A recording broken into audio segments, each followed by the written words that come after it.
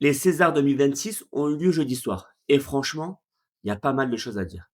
Déjà, c'était une des meilleures cérémonies de ces dernières années et je trouve que Benjamin Laverne a permis de rendre l'exercice plutôt intéressant.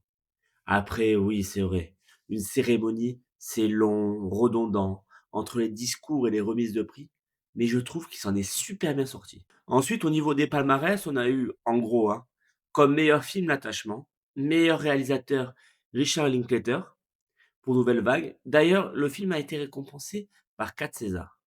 Meilleure actrice et meilleur acteur, Léa Drucker et Laurent Lafitte. Personnellement, je suis très content pour Vilma Laponce, que je suis depuis des années et que je trouve que c'est une actrice formidable.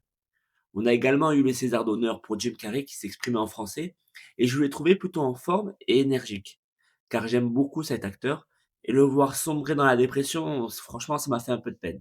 Après, vraiment, quand je trouve qu'un César d'honneur est délivré, surtout pour un étranger, ben, ça en fait des tonnes et franchement, ça me met mal à l'aise. Après, j'ai beaucoup aimé les discours, surtout celui de Camille Cotin, d'Alison Weller, et je me dis que le cinéma français, il a encore de beaux jours devant lui.